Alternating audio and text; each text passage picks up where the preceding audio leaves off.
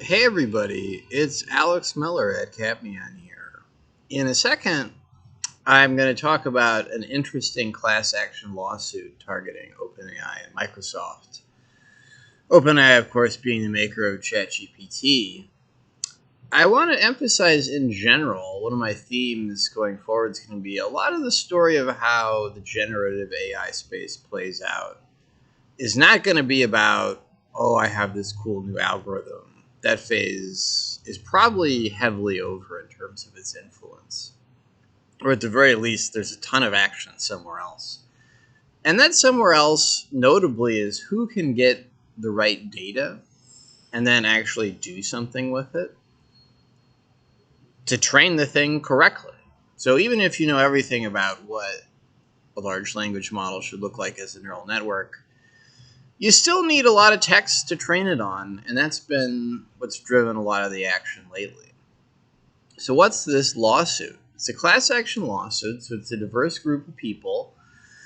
They're suing OpenAI with Microsoft listed as a co-defendant, saying that when OpenAI created ChatGPT, they broke the law in how much they violated people's privacy, scraping up lots of data from the web.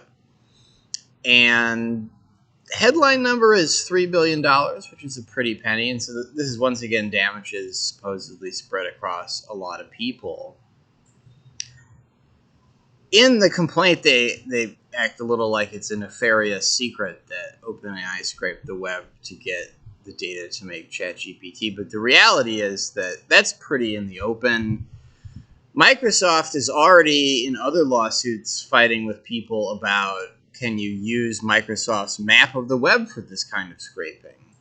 So just knowing where to scrape is pretty challenging. I don't think anybody disputes that massive scraping took place. Your guess is as good as mine exactly what got scraped, and was it okay that it got scraped? And it's worth noting that, Sam Altman, or just pick a bigwig at OpenAI, they might not even know in full detail what got scraped, in that it would have been a robot combing a really big chunk of the web.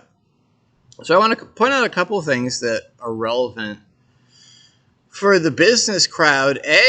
Also in this lawsuit, they are asking that OpenAI stop doing what it's doing while this case goes through. You're using nasty stuff about me you shouldn't have. You should not be allowed to do it while we figure out what's going on. So this is worrying, along with a lot of other similar things.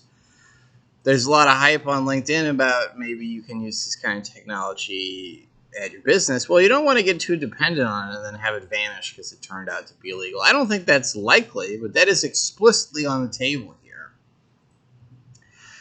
And then more generally, I don't know how this case will proceed. It seems a little far-fetched to me. I am not a lawyer.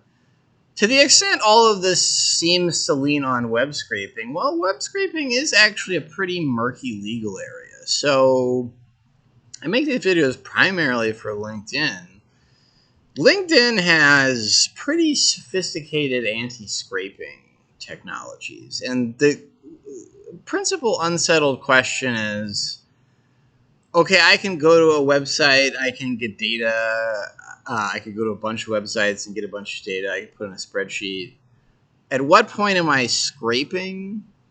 And then also, LinkedIn's not just supposed to give me a database of everybody on LinkedIn.